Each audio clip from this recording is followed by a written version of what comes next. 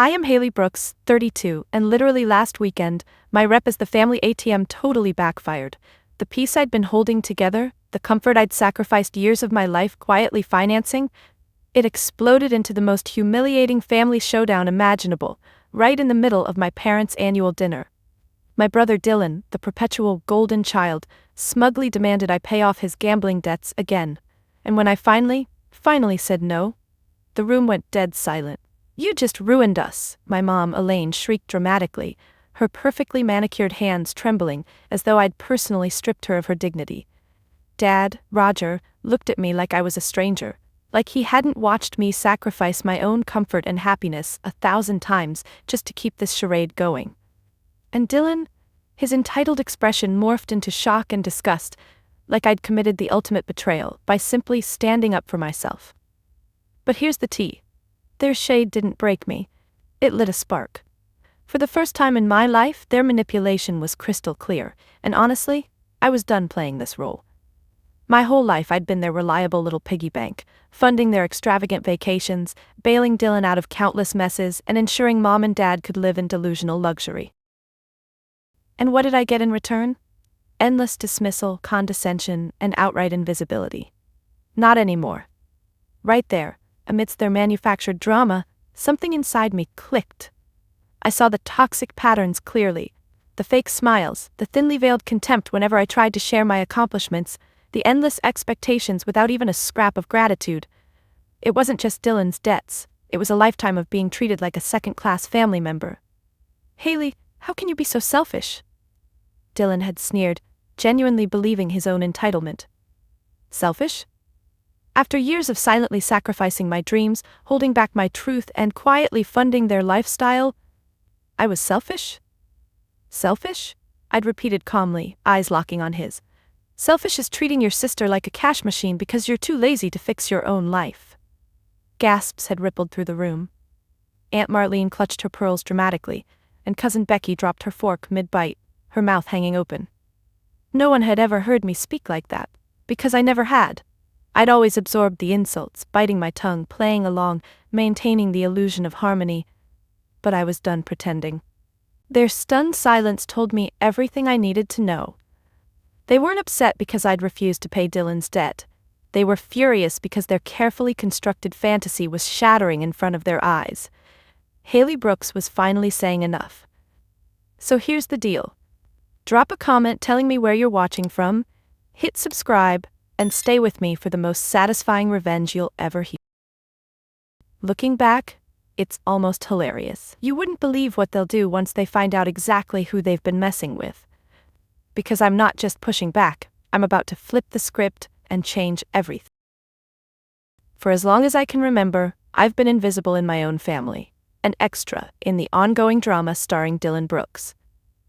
To my parents, Roger and Elaine, Dylan's every minor achievement was cause for celebration, worthy of lavish praise and indulgent rewards. Meanwhile, my accomplishments barely earned a glance, let alone acknowledgement. I vividly remember my college graduation. I'd finished summa cum laude with a double major in finance and economics, a feat that had professors lining up to congratulate me. But when graduation day came, my family turned it into Dylan's showcase instead. He'd been promoted from cashier to supervisor at a retail store, and in their minds, that tiny advancement eclipsed my entire academic career. "Did you hear about Dylan's promotion, Haley?" Mom had gushed, brushing lint off his shoulders as he smiled smugly. "He's already moving up. So proud." Dad had slapped Dylan's back, beaming like his son had just cured cancer. "Keep at it, son. You're destined for big things." Me? I'd stood there, diploma in hand, awkwardly watching their joyous little scene unfold, waiting for anyone to notice me. When the silence grew unbearable, I'd finally muttered, "I graduated with honors today." "Oh honey, that's nice," Mom replied dismissively, eyes never leaving Dylan. "Maybe you can help Dylan with some money management tips now." That was it.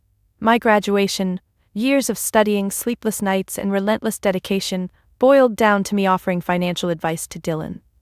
That pattern repeated itself endlessly.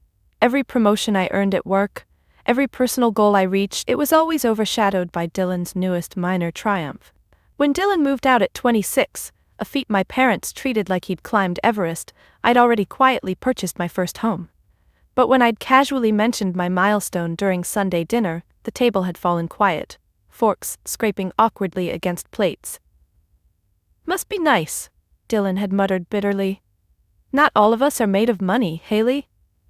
"Show some sensitivity, dear," Mom had gently scolded, reaching across the table to pat Dylan's hand comfortingly, as if I'd hurt him deeply. Sensitivity? I'd worked my fingers to the bone for every single penny, living frugally and investing wisely. Yet, somehow my success was offensive to Dylan and inconvenient for my parents' narrative. Over time, it became painfully clear. In their eyes, I was valuable only as a financial resource, never as a person with dreams, feelings, or ambitions. My feelings were ignored, my accomplishments brushed aside, but my bank account was always fair game. "Haley, can you help Dylan with his car payments?" Dad would ask casually, not even pretending it was optional. "He's struggling, you know." "Haley, your father and I want to take a cruise. Could you chip in?" Mom would suggest lightly, as though I hadn't already funded every vacation they'd taken for years. And like clockwork, I always agreed, desperate for any scrap of affection or acknowledgement they might toss my way in gratitude. But gratitude never came. Each sacrifice was forgotten the moment their need was met. Standing now in the wreckage of that toxic dynamic, clarity washed over me. I'd spent years being invisible, but that was over. They'd made their choice, and it was finally time to make mine. There's a quiet kind of power in invisibility, one my family could never have imagined. While they busied themselves overlooking me, I'd been meticulously constructing something they wouldn't believe, even if they saw it with their own eyes. Ironically, their neglect was my greatest gift. It gave me space and privacy to build a life-changing secret, brick by brick. The idea had sparked during one particularly humiliating Sunday dinner. Dylan had just announced he'd managed to hold down his retail manager job for a full 6 months, prompting cheers, applause, and even champagne. Meanwhile, I'd just closed a career-defining deal at my finance firm, bringing in a massive new client, yet not a soul at the table bothered to ask how my week had gone. Sitting there, invisible again, fury and frustration coiled inside me. But instead of breaking, something else ignited: determination. If my family wouldn't see my value, fine. I'd build something so undeniably successful that their opinions would cease to matter. So I dove in headfirst, quietly launching my own financial consulting company, Brooks Financial Solutions. For months, every spare minute became an opportunity. Late nights turned into early mornings, weekends became blurred, and my modest home office soon overflowed with research, client files, and whiteboards marked with ambitious goals. I faced every possible obstacle. Clients backed out, deals fell through, and the crushing weight of self-doubt pressed hard against my resolve. But each time I stumbled, my family's dismissive laughter echoed in my ears, fueling my drive to prove them wrong. Gradually, word spread. My approach, transparent, empathetic, and fiercely protective of my clients, resonated deeply. Within a year, my tiny startup evolved into a rising industry star. Influential companies sought my expertise, and every successful deal only deepened my hunger for growth. The secrecy, though necessary, was exhausting. Every family dinner became a careful balancing act. My parents thought I was doing fine at some vague job they never cared enough to understand. Dylan, predictably, dismissed my work as unimportant compared to his own mundane milestones. They had no idea I'd built a multi-million-dollar empire right under their noses. My best friend Sabrina often urged me to reveal everything. "Haley, why not just tell them?" she'd whisper incredulously. But I wasn't ready yet. I needed undeniable proof, success they couldn't dismiss or diminish, a triumph so big, even their endless entitlement couldn't overshadow it. Then it happened. 3 months ago, after an intense marathon negotiation, a Fortune 500 giant expressed serious interest in acquiring my firm. It was surreal, thrilling, and terrifying. The deal would validate years of sweat and sacrifice, changing everything overnight. I'd finally built something impossible to ignore. I vividly remember the moment the offer arrived. My hands trembled as I read the astonishing number, millions more than I'd ever dreamed. It wasn't just financial security. It was undeniable proof that my value wasn't defined by their blindness. In that quiet, private moment, tears streamed down my face, not because of the money, but because I'd finally validated my worth to the only person whose opinion truly mattered, myself. But even as I celebrated privately, dread crept in. I knew the real test was coming. My family would soon learn exactly what they'd overlooked, and their reaction would confirm every suspicion I'd ever had. The day of the annual family dinner arrived, looming ominously on my calendar. The dread was suffocating, settling heavily in my chest from the moment I woke up. This wasn't just another awkward family gathering, it felt like walking willingly into a trap I'd helped set, year after year. My phone buzzed constantly, filled with cheerful, oblivious texts from my mother reminding me to dress nicely, dear, and Dylan dropping not-so-subtle hints about money, his desperation bleeding through each message. But unlike before, today I felt something unfamiliar alongside the anxiety, strength, a tiny spark of rebellion that promised things could finally be different. As I got ready, dressing in the simple but professional attire I'd worn to 100 client meetings, I felt like I was donning armor. Every step, every button, every careful glance in the mirror was a quiet affirmation. They had no idea who I'd become. Tonight might finally be the end of playing their game. When I arrived, the familiar scene unfolded predictably. The driveway overflowed with Dylan's latest extravagant car, purchased largely with my own money, of course, and my parents' lavish home gleamed under carefully strung lights. It was a house built on illusions and entitlement, fueled by years of quiet, unappreciated sacrifice. As soon as I stepped through the door, Mom rushed over, her embrace stiff and superficial. "Oh, Haley, you look nice," she murmured, quickly turning away before I could respond. Dad greeted me with a curt nod, his eyes already scanning for Dylan, the star of tonight's show. I moved silently through the crowd of family members, bracing for the inevitable barrage of thinly veiled insults. Aunt Marlene wasted no time. "Still single, Haley?" she asked, feigning concern while exchanging knowing glances with her daughters. "Busy with work," I replied evenly, keeping my emotions hidden behind a practiced smile. "Right," Cousin Becky chimed in, sipping her cocktail with a smirk. "Must be hard staying motivated with Dylan doing so well these days." My jaw tightened, but I forced a laugh, refusing to rise to the bait. Their comments didn't sting like they once had. Each jab felt weaker, meaningless compared to the quiet pride bubbling beneath my surface. Then Dylan himself swaggered over, a smug grin plastered on his face. "Haley," he drawled, arms crossed arrogantly, "glad you finally showed. Thought you might miss celebrating my big news tonight." "Another promotion?" I asked dryly, already knowing the script. "Nah," he said casually, swirling his drink. "Just a little debt problem, nothing my rich sister can't handle, right?" He said it loudly enough that conversations halted around us, family members turning to watch eagerly, like spectators at a blood sport. My heart raced, anger flaring inside me. "Dylan," I said softly, "we've talked about this, I'm not doing it again." The silence sharpened, my defiance echoing through the room. My parents appeared instantly, faces masks of tense disappointment. "Haley," Dad warned quietly, "this isn't up for debate, family helps family." I swallowed, pulse pounding in my ears. For once clarity washed through me, cold and precise. This wasn't family, it was manipulation.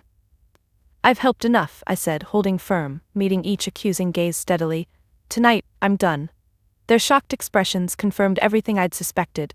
Tonight would either break me or free me completely.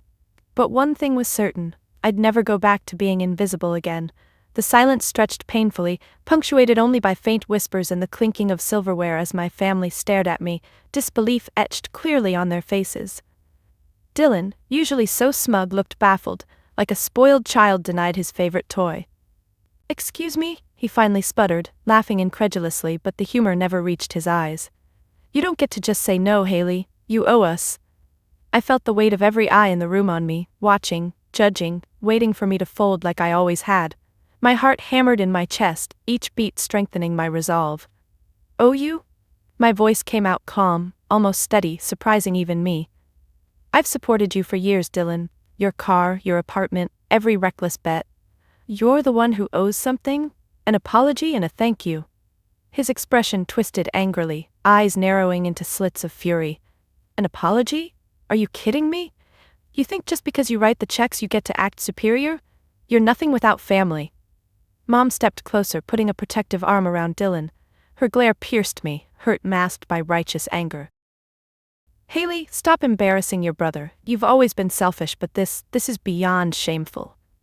My breath caught, a familiar pain tightening my throat, but I forced myself not to look away. Not tonight. Not again. Selfish? I echoed quietly, letting the word hang in the air, sharp and unforgiving. All I've ever done is give, and it's never enough. You've used me for years and called it love. Dad cleared his throat, jaw clenched as if holding back a harsher rebuke. Haley, let's not make a scene. Dylan needs help and you have the means, it's simple. I shook my head, a bitter smile tugging at my lips. It's never been simple. You've ignored everything I've ever achieved, yet my bank account is always fair game. I'm done pretending that's okay. Dylan slammed his glass down, liquid splashing across the tablecloth, staining the perfect white fabric with angry, chaotic streaks. Fine. If you won't help, then you don't get to call yourself part of this family anymore? You're done. Mom's eyes widened, shocked but quickly accepting. She nodded, stepping beside Dylan, a unified front forming against me. He's right, you've gone too far. Dad looked between them, hesitated for only a moment, then sighed heavily. If you can't support your family when we need it, Haley, then maybe it's best you leave. The room blurred at the edges, voices fading to a dull hum.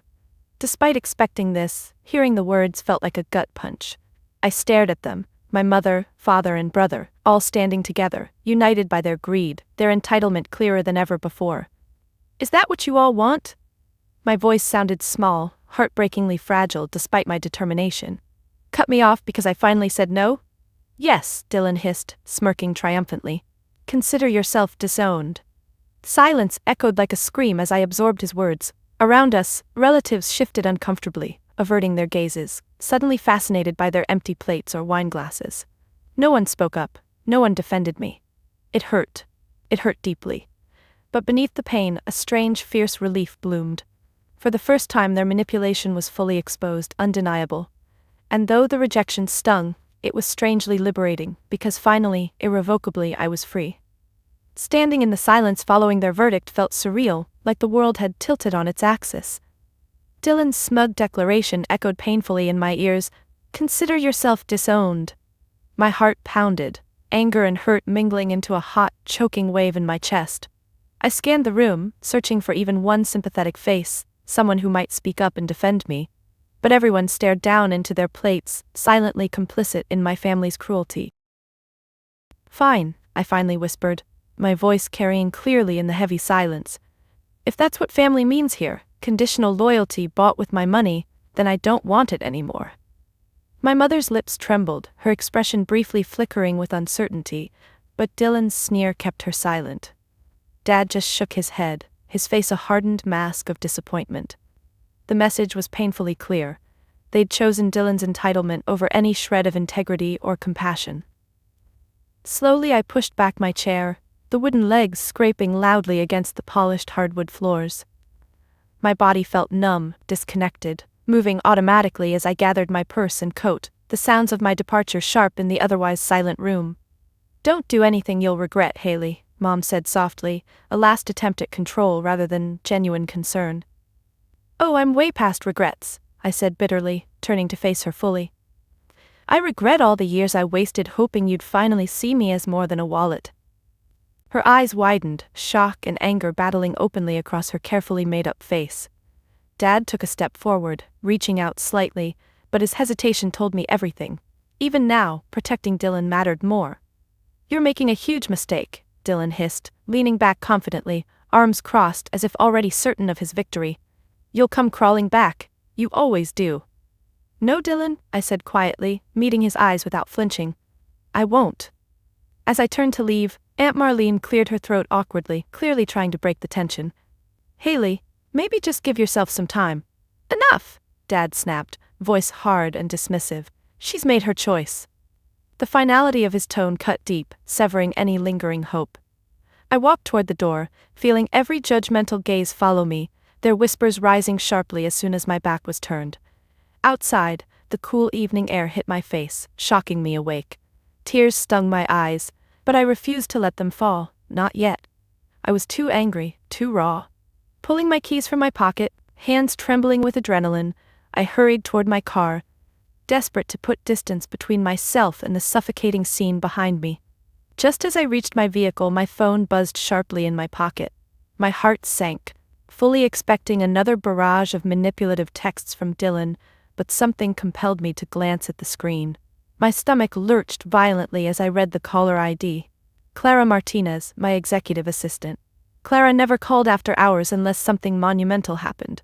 Fingers shaking, I quickly answered, "Haley!" Clara's voice burst through immediately, excitement and disbelief tangled together. "Where are you? Have you heard the news?" "What news?" I asked hoarsely, barely able to catch my breath. "The acquisition," she said, voice rising with excitement. "The news leaked early. Haley, the deal is official. Brooks Financial Solutions just became headline news. The whole world knows you're officially worth millions."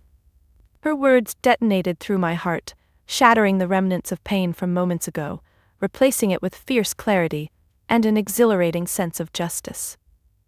In the ultimate twist of fate, my family's humiliating rejection had come precisely when the rest of the world finally saw my true worth. The parking lot spun slightly as Clara's words echoed in my ears. "Worth millions." The phrase ricocheted through me, thrilling and terrifying all at once. I leaned against my car, breathless, trying to steady my racing heart. "Haley, are you there?" Clara asked, voice crackling anxiously through the phone. "Yeah, I'm here," I whispered, gripping the edge of the car door tightly, knuckles white. "How did this happen so fast? We weren't supposed to announce until tomorrow." "It leaked online," Clara said, her excitement barely contained. "Every major outlet picked it up immediately. Your name's everywhere, Haley, Forbes, Bloomberg, you name it. People are already calling the office, wanting statements, interviews. This is huge." My head spun, the sheer weight of the moment sinking in. My company, my secret, had suddenly exploded into the spotlight, right at the very moment my family had thrown me away. A harsh, ironic laugh escaped my lips. Dylan had disowned me over a debt I could now settle 10 times over without blinking. "You okay?" Clara's voice softened, sensing the turmoil beneath my silence. I exhaled sharply, glancing back toward my parents' glowing windows. "Honestly, I don't know yet." "Well, when you're ready, we need you at the office. You deserve to celebrate," she said warmly, the pride unmistakable in her voice. "Congratulations, Haley. You earned every bit of this." I ended the call slowly, still reeling. Gratitude flooded me briefly, overwhelming, fierce, and pure, but it quickly mixed with bittersweet sadness. My greatest triumph had come at the exact moment of my deepest humiliation, magnifying the painful truth of my family's selfishness. Their affection had always been transactional, attached solely to the balance of my bank account. My phone began buzzing furiously again. This time it wasn't Clara, it was Dylan. My stomach clenched as I read the incoming texts, each more frantic and transparent than the last. "Haley, come back inside. We need to talk." Then from Mom, "Sweetie, please don't leave like this, we made a mistake." A bitter taste filled my mouth as I read their messages, transparent desperation lacing every word. It would have been laughable if it weren't so pathetic. Their sudden remorse wasn't about losing a daughter, it was about losing their financial lifeline. I hesitated only for a heartbeat before resolutely silencing my phone. This time, they wouldn't pull me back into their toxic orbit. They'd revealed their true colors too clearly, and I refused to unsee it. Sliding into my car, I gripped the steering wheel tightly, my breathing slowing as I steadied myself. The silence inside the car felt strangely comforting, like a sanctuary from the chaos. It was a moment suspended between my past and a future now wide open, unpredictable and thrilling. For years, I'd lived as their invisible benefactor, quietly funding their facade of happiness while burying my own dreams deep beneath obligations and guilt. But tonight, everything had changed. I'd said no, they'd cast me aside, and now, the very success they'd dismissed and undervalued was boldly visible, impossible to ignore. Pulling away from their driveway felt symbolic, powerful. As the lights of their grand home faded into the rearview mirror, my chest loosened, relief seeping into my bones. For the first time in my life I felt genuinely free from their manipulation, their conditional love, and their endless demands. Tonight, they'd forced my hand, but instead of breaking me, they'd unknowingly set me free. And now, nothing could hold me. I barely made it halfway home before the messages and calls intensified, my phone vibrating furiously on the passenger seat. Each notification illuminated the dark interior, their desperation pouring through clearly, pulling at my attention. I pulled over into a quiet side street, curiosity and a simmering sense of justice compelling me to finally glance at the screen. Dylan had called 4 times, Mom twice, and now even Dad had joined in, each voicemail more frantic than the last. Taking a deep breath, I opened Dylan's latest text. "Haley, come on, it was just a misunderstanding. Don't blow this out of proportion, let's talk."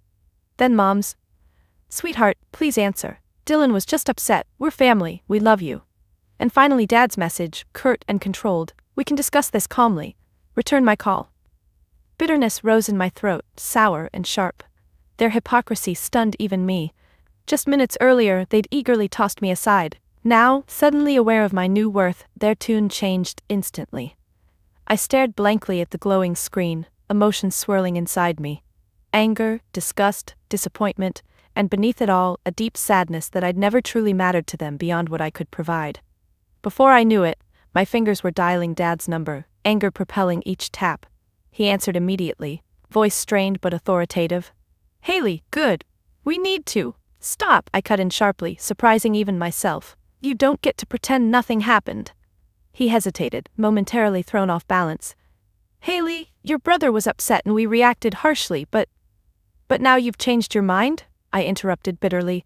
"Because you saw the news, right? Suddenly your worthless daughter's valuable again?" The line went silent, the truth too obvious to deny. After an uncomfortable pause, he tried again, voice tight, controlled. "This isn't just about the money?" I laughed humorlessly. "No? Then why did you wait until tonight to show any concern? Why was I invisible until the second I became headline news?" His silence was damning. I leaned back heavily in my seat, feeling exhaustion and liberation collide fiercely within me. "Dad, for years I hoped you'd notice me. Just me, not my bank account. But tonight, you finally made it clear, I'm done." "Haley," he began sternly, but I cut him off one last time.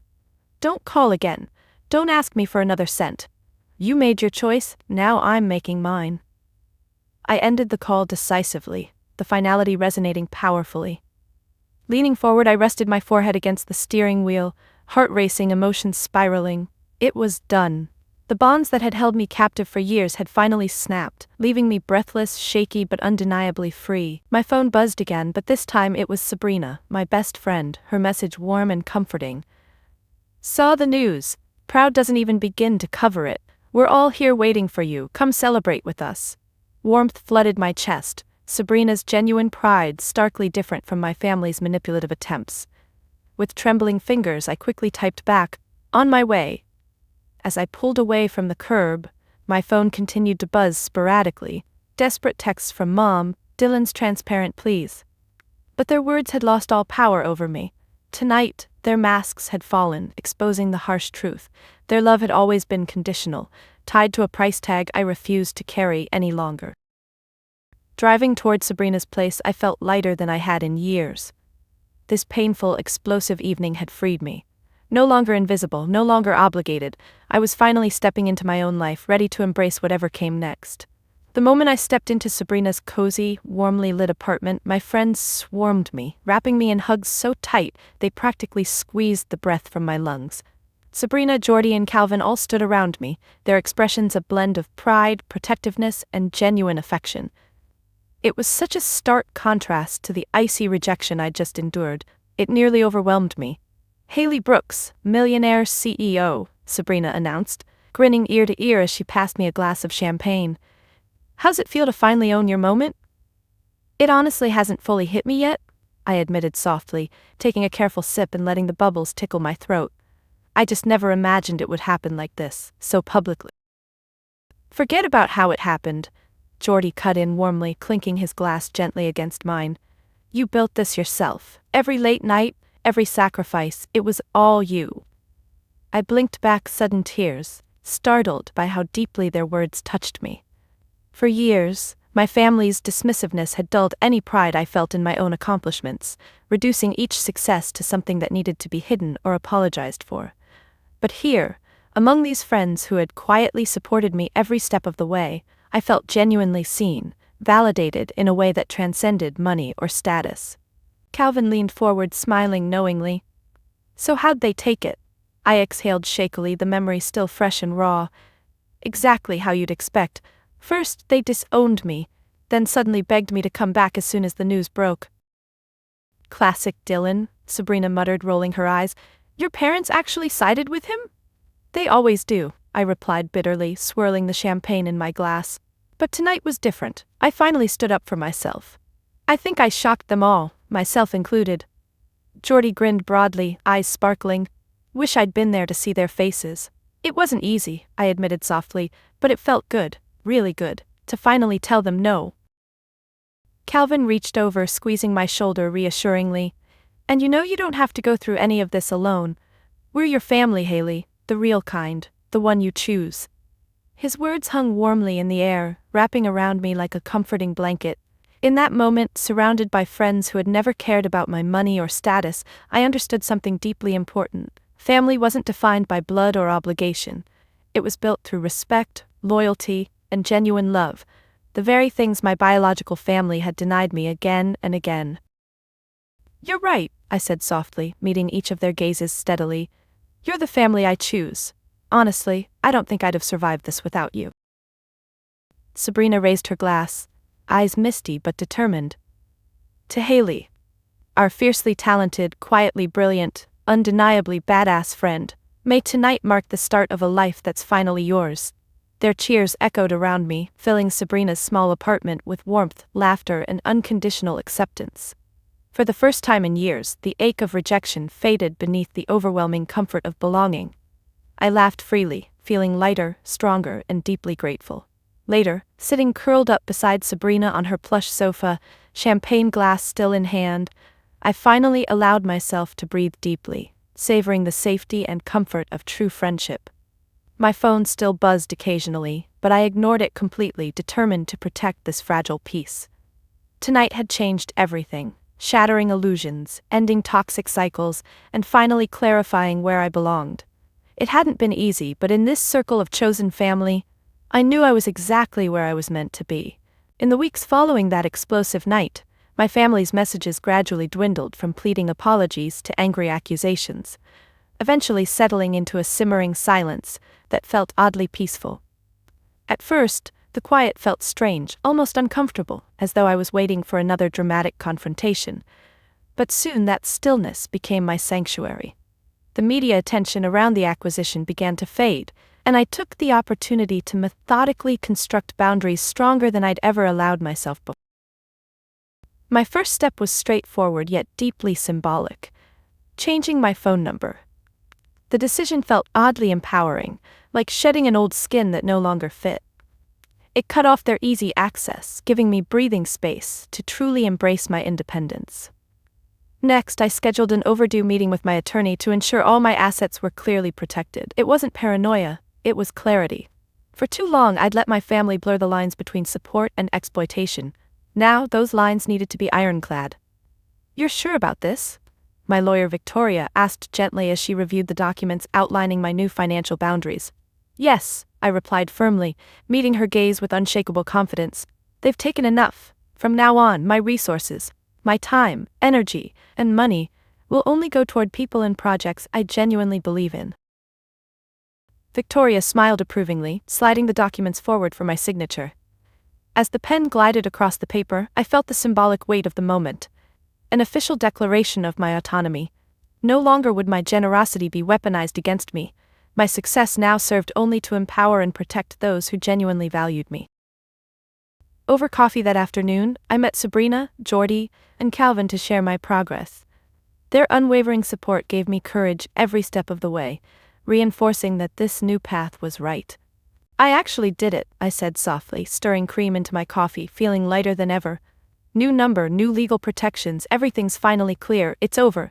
Geordie grinned, offering a playful toast with his mug. Here's to Haley 2.0, stronger, wiser, and totally unstoppable. Calvin laughed warmly. You're finally putting yourself first, it looks good on you. It does, Sabrina agreed, gently squeezing my hand. Honestly, watching you reclaim your power is incredible. You're inspiring us all. Their words resonated deeply, warming me with pride and gratitude. The contrast between their genuine affection and my family's conditional manipulation grew clearer every day. These people, these friends who stood by me without expecting anything in return, they were my true foundation. That evening, alone in my quiet home, I allowed myself to fully acknowledge how far I'd.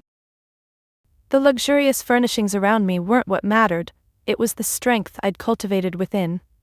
Each carefully established boundary wasn't just protection from external threats, they were affirmations of my worth, tangible proof of self-respect. I stepped out onto my small balcony, breathing in the crisp evening air. For the first time in my life, the silence wasn't lonely, it was liberating. The empty spaces where my family's constant demands once echoed now felt filled with possibilities and peace. Looking out across the city lights sparkling softly beneath a vast star-filled sky, I felt an immense gratitude for the journey that brought me here. Painful, yes, but necessary. Without those hard lessons, I might never have discovered my true strength, or understood that boundaries aren't selfish. They're essential. Tomorrow would bring new challenges, but tonight, standing confidently at the threshold of my new life, I knew one truth with absolute certainty. My worth wasn't negotiable, my boundaries weren't optional, and my happiness was finally, undeniably, my own.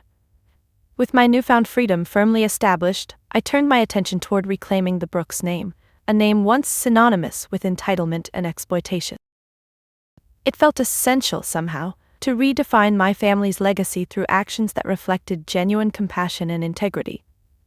The idea had begun quietly, a whispered suggestion in my own heart that grew louder with each passing day.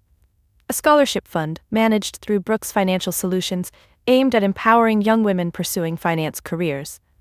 It was a deeply personal choice, one rooted in my own history of being overlooked, ignored, and underestimated. On the day we officially launched, I stood nervously at the podium, looking out across the modest crowd gathered in our company's conference room. Reporters, colleagues, and several young women whose futures might change forever because of this moment. As the room fell silent, I took a deep breath, feeling the familiar flutter of nerves tempered by a profound sense of purpose. "Thank you all for being here today," I began softly, smiling sincerely into the expectant faces before me. "This moment is personal, not just professionally, but deeply, deeply personal." I paused, emotions briefly tightening my throat before I steadied myself and continued, voice gaining strength. For most of my life I was invisible, unseen, unappreciated, and often dismissed. Despite my accomplishments, I was frequently overshadowed and undervalued simply because others refused to acknowledge my worth. I saw nods of recognition from some of the women in the audience, their expressions reflecting my own past struggles, familiar feelings of invisibility and self-doubt. "Today," I said firmly, heart swelling with pride, "I'm determined to ensure that talented, ambitious women like yourselves will never have to fight alone. The Brooks Legacy Scholarship is my promise to you. You are seen, you are valued, and your dreams matter deeply." The applause that erupted afterward surprised me, echoing warmly in my chest, validating everything I'd worked so tirelessly to build. Each handshake, each grateful smile from those young women afterward further reinforced my purpose. In their hopeful faces, I glimpsed the transformative power of reclaiming my legacy, not as a source of shame or obligation, but as a beacon of possibility and hope. That evening, Sabrina and Calvin joined me for dinner at my favorite little Italian place downtown. Jordy was out of town, but had sent a heartfelt message congratulating me. "Haley, you should have seen their faces today," Sabrina gushed proudly, raising her glass to me once again. "You made a real difference. People are genuinely inspired." Calvin nodded enthusiastically. "It felt powerful, watching you redefine your name, taking control of your story. Honestly, it was incredible." I smiled softly, gratitude warming me from the inside out. "Thank you, it felt right. Like this was always meant to be." Later that night, alone in my home, I opened my laptop and browsed the first wave of scholarship applications pouring in, each accompanied by earnest essays filled with determination, ambition, and courage. Reading their stories moved me deeply, each application echoing with familiar struggles, resilience, and quiet strength. And suddenly, it clicked. This was my true legacy. Not the broken bonds of a toxic family, or the bitter memories of rejection, but think brighter, kinder, and infinitely more meaningful. Through these women, I'd finally reclaim the Brooks name, turning pain into purpose and hurt into healing. As I closed my laptop, tears filled my eyes, but this time they were joyful, grateful. I'd come full circle, transforming years of silence and invisibility into a powerful platform that uplifted others. My past hadn't defined me, it had shaped me, pushing me toward this moment, this opportunity to make a real lasting difference. Tonight, finally, my legacy felt undeniably my own. Months later, sitting quietly on my balcony under a velvet night sky, I allowed myself a rare moment of reflection. The city hummed softly below, lights twinkling in the distance like promises fulfilled. So much had changed since that fateful family dinner, and yet, the deepest transformation was the quiet one within myself. For years, I'd chased validation from people who never intended to give it. I'd allowed their dismissive judgments to shape my sense of self-worth, bending myself into impossible shapes to earn approval that was always conditional, always fleeting. Now, gazing up at the stars, I realized my true liberation hadn't come from financial success or public recognition, but from finally understanding that validation was something only I could grant myself. My heart felt steady, calm, no longer racing to prove myself or justify my existence. Every step, every painful confrontation had led me here, to this quiet moment of self-awareness and peace. I thought briefly of my parents and Dylan, wondering idly if they ever truly grasped the damage they'd caused. But the bitterness had faded, replaced by gentle acceptance. They no longer had power over me, not because I'd grown harder, but because I'd grown stronger, more certain of my own worth, more protective of my boundaries, more committed to surrounding myself with genuine love and support.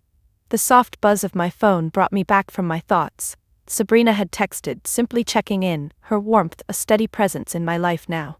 Calvin had sent a funny meme, and Jordy a heartfelt note of encouragement, unprompted but deeply appreciated. This was my chosen family, steadfast, caring, authentic. My biological family hadn't changed, but I had. That made all the difference. Smiling softly to myself, I typed a quick reply to Sabrina. All good. Just grateful tonight. Putting down my phone, I felt a profound gratitude settle warmly in my chest.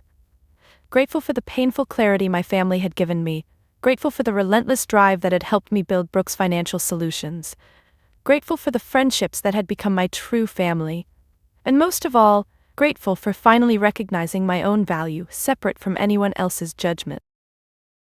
In the quiet night, the peaceful stillness wrapped around me like an embrace, affirming every decision I'd made along the way. I no longer feared silence or invisibility, because I finally understood my own power. Validation didn't come from applause, acknowledgement, or external approval. It lived quietly within me, unwavering, resilient, and wholly mine. As I rose to go inside, warmth flooded me. Pride, peace, purpose. My story wasn't about revenge or proving anyone wrong. It was simply about reclaiming myself, honoring my boundaries, and choosing authenticity over obligation. In doing so, I'd rewritten the narrative completely. Standing there, under a vast, endless sky, I whispered a quiet thank you to the painful lessons, the growth they'd sparked, and the woman I'd become because of them. Finally, I was at peace. Not because the world approved, but because I did. Have you ever felt like no matter how hard you tried, the people closest to you simply couldn't see your worth? Like your value was invisible, hidden behind expectations, or overshadowed by someone else's story? My journey taught me that sometimes the hardest thing is learning to walk away from relationships that define your worth on their terms instead of yours. I'd love to hear your stories.